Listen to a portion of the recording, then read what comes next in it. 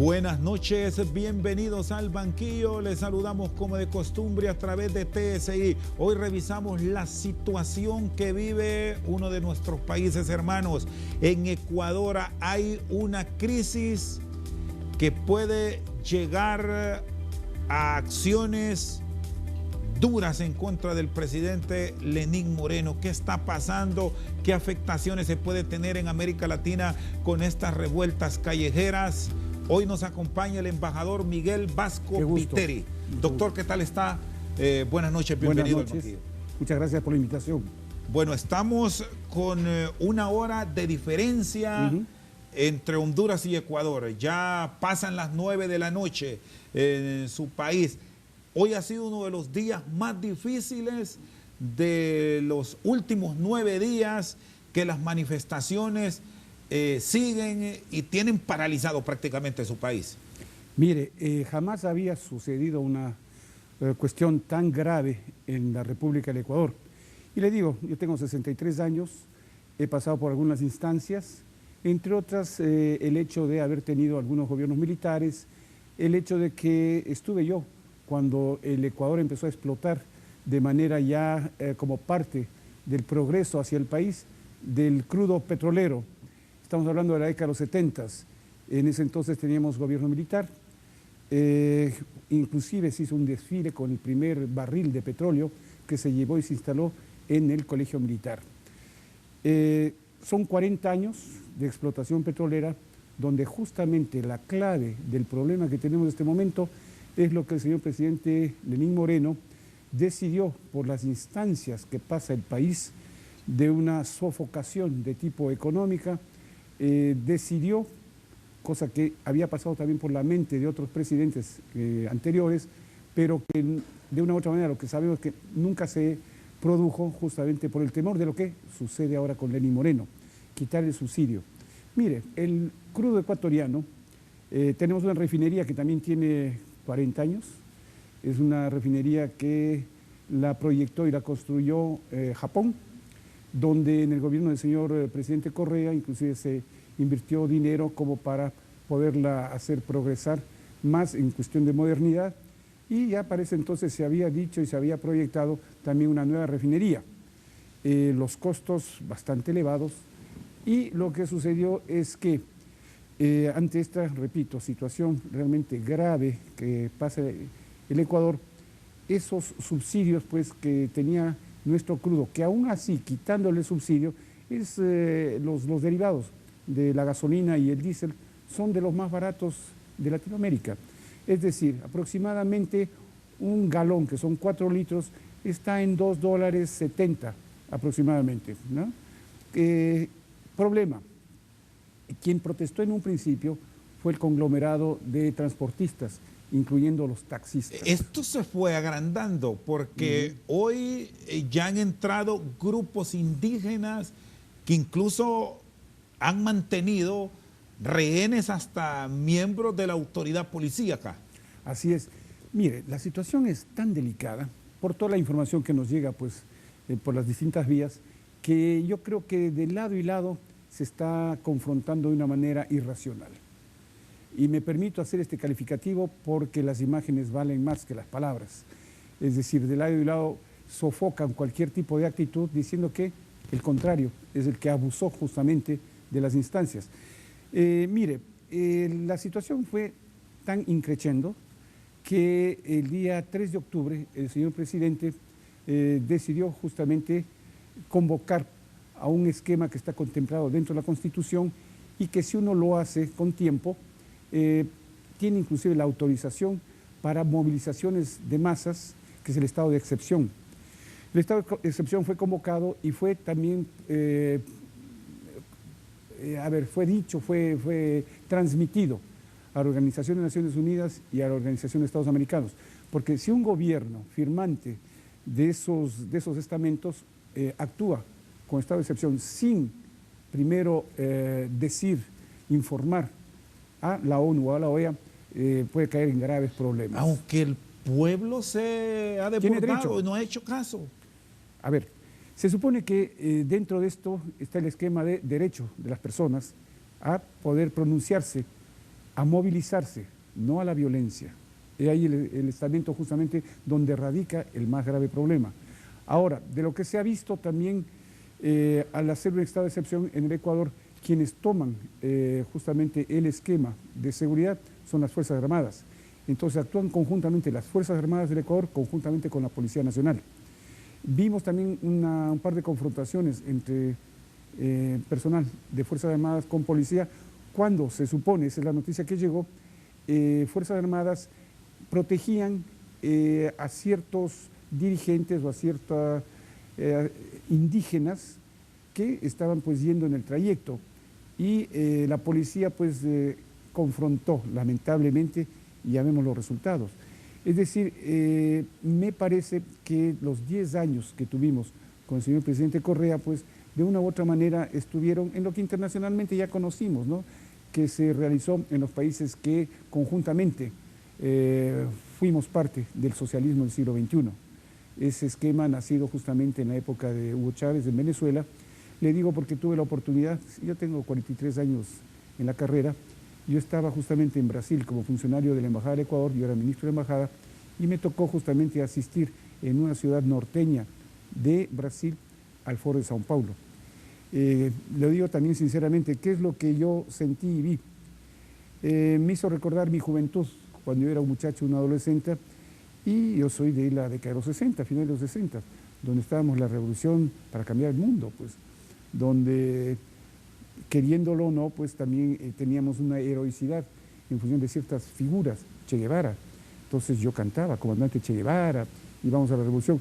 Esto sin querer ofender a nadie, yo respeto cualesquiera que sea el esquema político de las personas, siempre y cuando haya raciocinio y haya inteligencia. Es decir, para mí es tan respetable el comunismo, el socialismo, como el esquema de derecha. Yo soy un hombre de centro, más bien soy un hombre frontal. Tengo amistades en ambos extremos, ¿no? Y me enorgullezco de eso porque puedo platicar. Y yo viví los finales de los 60, ¿en dónde? En Chile. Yo estuve cuando todavía era presidente Frei Montalva y yo viví las elecciones de Salvador Allende. Yo vi esa posibilidad que hubo justamente de que en la cuarta oportunidad el señor Salvador Allende pues, fue electo presidente de la República y fue electo en función no de la ganancia que tuvo como porcentaje de votos. Él no llegó apenas al 31%. Donde fue electo fue justamente en el Congreso. Quien le dio la ganancia fue el Partido Demócrata Cristiano, conjuntamente con el socialismo. Ahí se estableció el primer gobierno socialista de Latinoamérica. Doctor Vasco Viteri, enfoquémonos en América del Sur porque es donde se desarrolló esa idea como iniciativa del ya fallecido presidente Hugo Chávez y que se extendió a muchos otros países, Ecuador, Argentina, Brasil, el mismo Chile con algún componente político en el gobierno de la doctora Bachelet. ¿En qué se falló?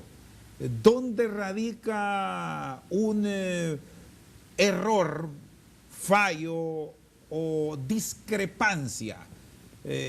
Son términos que se pueden utilizar entre el gobierno que se venía desarrollando en estas naciones con una economía muy buena o hasta extraordinaria si revisamos los ingresos que deja el petróleo, pero que ahora están en una crisis.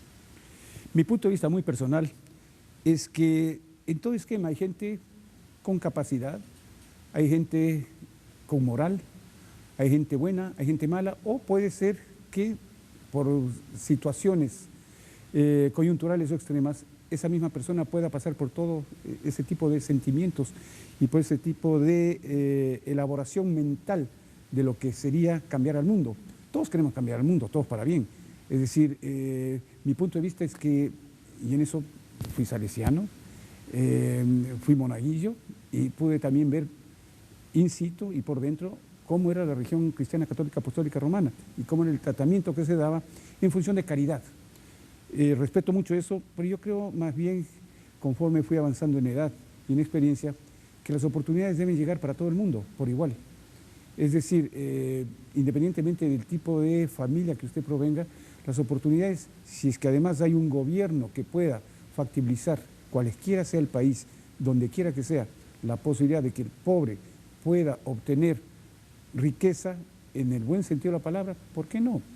Ahora, cuando lo que yo, también mi punto de vista muy personal, he visto en estas instancias de extrema derecha o extrema izquierda, siempre conjugan el saber querer obtener, cualesquiera que sea el arma que políticamente puedan utilizar, se llegan a embobar, politizan de tal manera el esquema que lo que tratan de crear es un populismo exacerbado para mantenerse en el poder. Y el mantenerse en el poder ya empieza después con rituales que van, como hemos visto en la modernidad, donde conjugan inclusive los poderes del Estado, lo que ha pasado con todos estos países nuestros, es decir, el poder en una sola persona. Eso es criminal. Es decir, ¿a cuenta de que una persona y su equipo puede, a través de la gobernabilidad y la gobernanza, tener los instrumentos como para dirigir, para bien o para mal, a un esquema perenne? Yo creo en la democracia, yo creo en la posibilidad que el hombre pueda disentir, pero inteligentemente. Se presta mucho a la corrupción. Yo creo que los extremos se presta mucho a la corrupción. Y de mi situación personal, le digo, tanto por mi profesión, mi padre también fue diplomático, y yo nací en Brasil. Desde muy niño tuve la oportunidad a través de mi señor padre y mi señora madre de estar en distintos países con distintos regímenes. Por lo tanto, desde mi tierna edad pude percibir justamente, y con mi padre, hombre muy inteligente, preguntarle a ciencia cierta qué pasa en cada uno de esos estamentos sociales. Está con nosotros esta noche al banquillo el embajador de Ecuador acreditado ante pueblo y gobierno de Honduras, Miguel Vasco Viteri. Una pausa, en breve continuamos.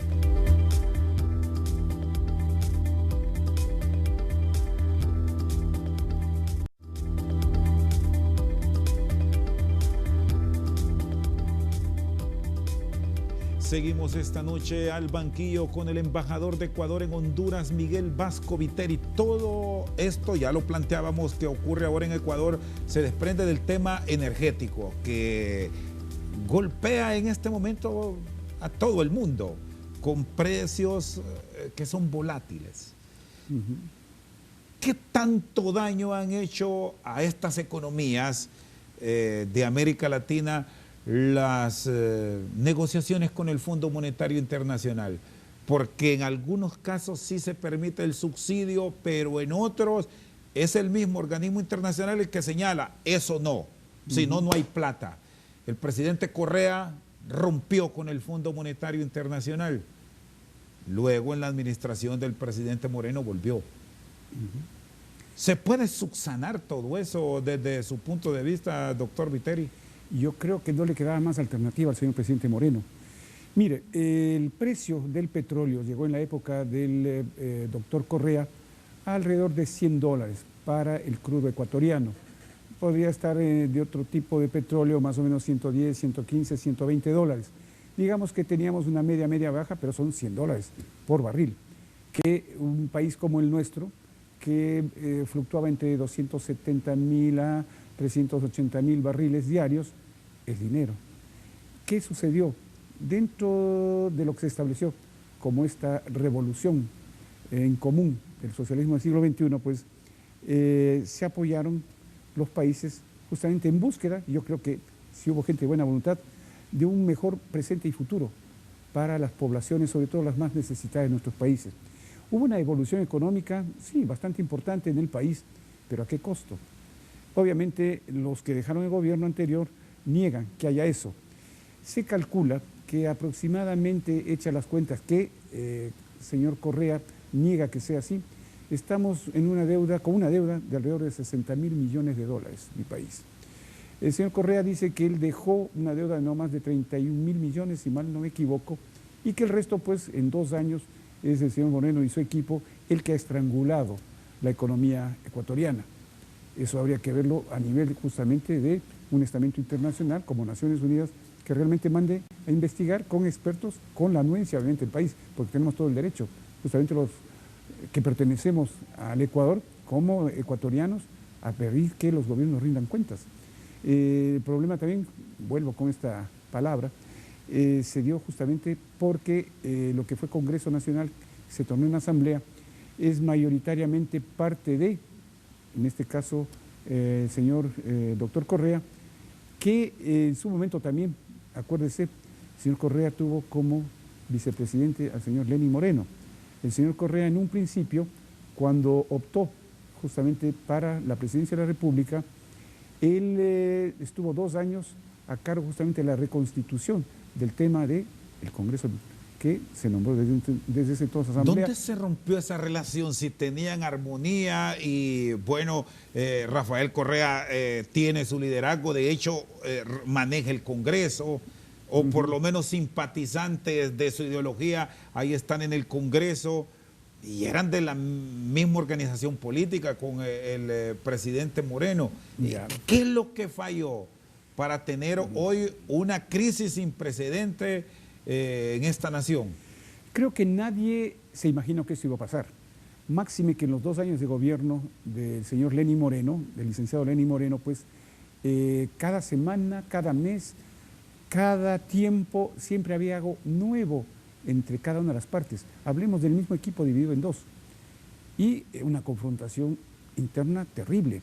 Alianza País llegó a tener justamente, tanto para la elección de Correa, señor Correa, como del señor Lenín Moreno, alrededor del 70%, digamos en números redondos, de la población votante. ¿Ya?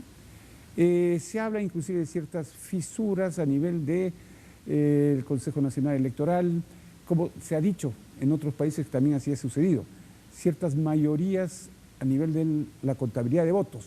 Eso también habría pues que, obviamente, si es verdad, que se compruebe.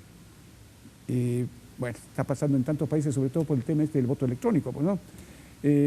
Habría que ver qué instancia de tipo legal habría cómo aplicar para la contabilidad de votos, donde sea que estos tengan justamente ese recurso electrónico. ¿Qué información les está llegando a ustedes, que son los representantes de un país con el cual Honduras mantiene relaciones aquí en Honduras, desde Quito, desde Guayaquil, y le menciono estas 2 ciudades porque es donde está la mayor confrontación? Hoy Quito ha sido un caos. Es un caos total. Como le digo, antes del señor Correa, antes de que el doctor Correa sea presidente, tuvimos en 10 años 7 presidentes. Es decir, y justo todas estas situaciones fueron creadas por alguna u otra discordancia con el mandatario de turno. ¿Quiénes se movilizaban? Los indígenas, a donde generalmente son los serranos, que después se también adecuan a ellos, o conjuntamente los amazónicos. Hoy los indígenas llegaron a las principales ciudades. Tal cual. Bajaron en lo típico que empleamos aquí en Honduras, bajaron de la montaña a la ciudad, y eso es lo que confronta. Y en la Amazonía están los amazónicos, que también en lo plano de la Amazonía tienen ya establecido su potencial, y lo único que quieren. Algo interesante, yo tengo muchas amistades entre los indígenas, tanto de la Amazonía como de la serranía.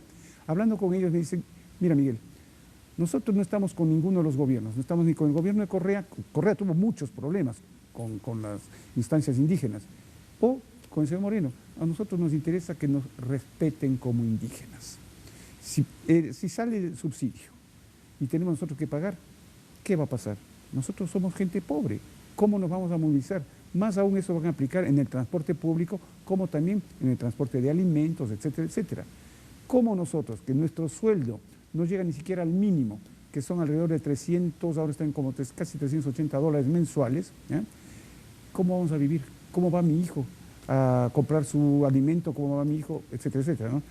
Entonces, lo que quieren ellos dejar muy en claro es que si ha habido situaciones problemáticas con enfrentamientos brutales, porque no hay otro calificativo, es porque hay gente que ha tratado de usar el movimiento indígena que vino a posteriori del tema de transporte, que eso ya estaba negociándose con el gobierno del señor Moreno, para, digamos, la respuesta creo que está implícita. ¿Quiénes y para qué? ¿Hay salida a la crisis? Mire, no ¿Qué soy adivino. actores deben intervenir dentro de Ecuador? Porque el problema que ahora mismo se presenta es que la fuerza política opositora a Moreno se maneja desde Bélgica. Por eso el estado de excepción. El estado de excepción permite al mandatario, al primer mandatario en este caso, ante un peligro totalmente claro, que es un peligro, donde inclusive lo que tratan es de derrocarlo. Por eso él también en una instancia de poder gubernamental trasladó durante 2 semanas la capital gubernamental a Guayaquil, que es la ciudad pues, que en este momento está en alerta total, porque también ya han amenazado los indígenas en bajar a Guayaquil y están en las cercanías.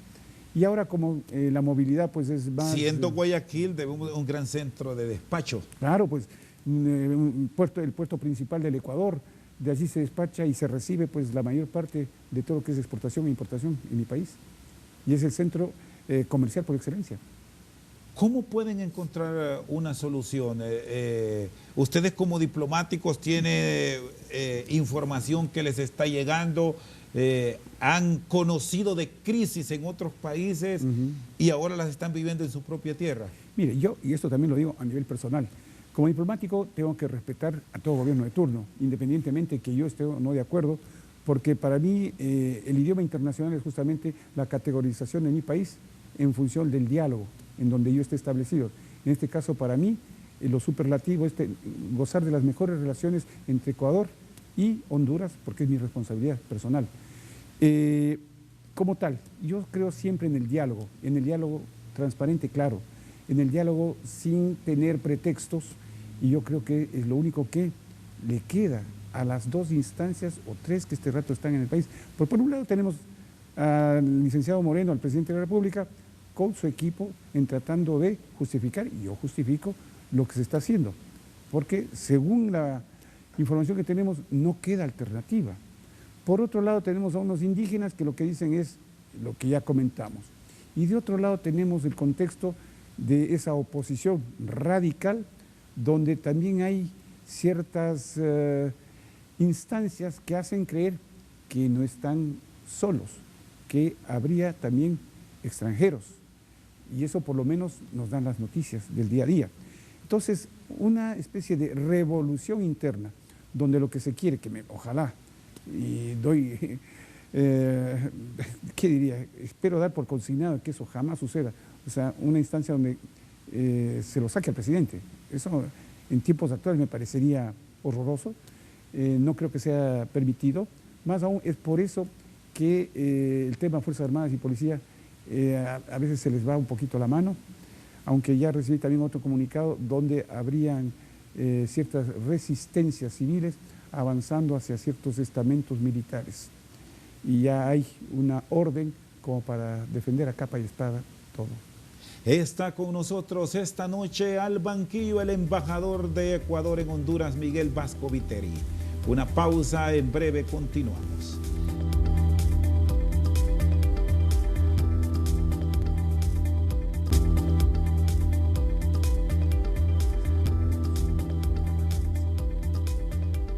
Seguimos esta noche al banquillo con el embajador Miguel Vasco Viteri, representante de Ecuador en Honduras. Son irreconciliables Correa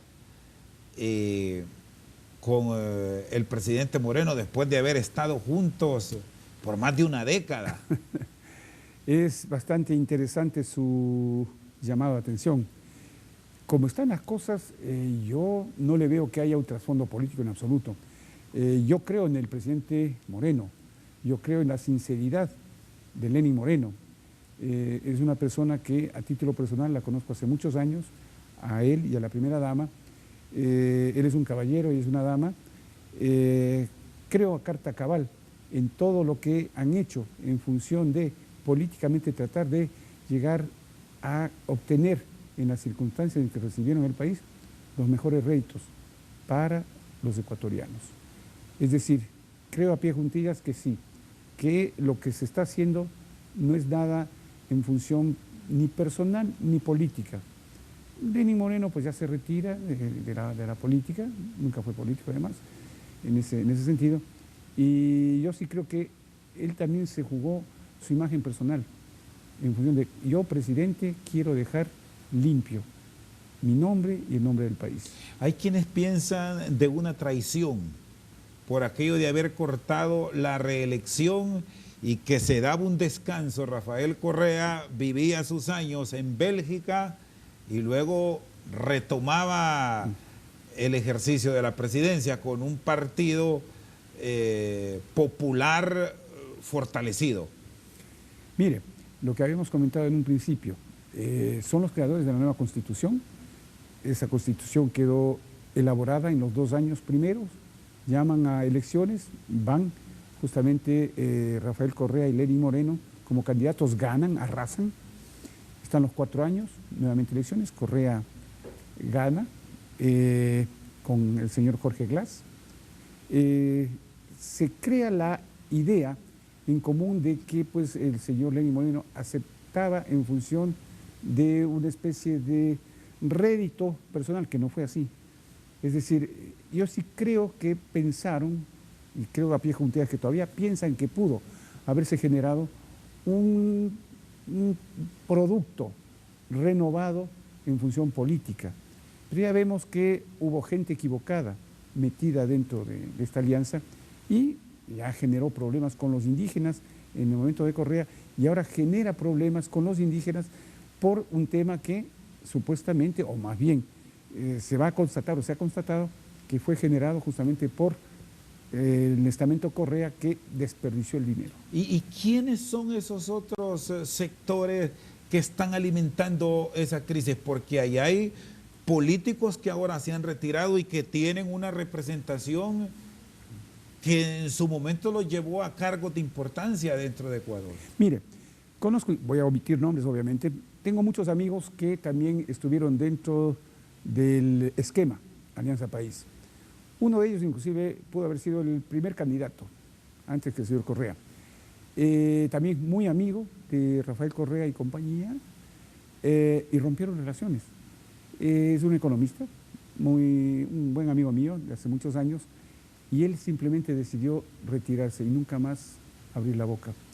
Es decir, lo que nos da a entender que las situaciones internas crean demasiadas divergencias.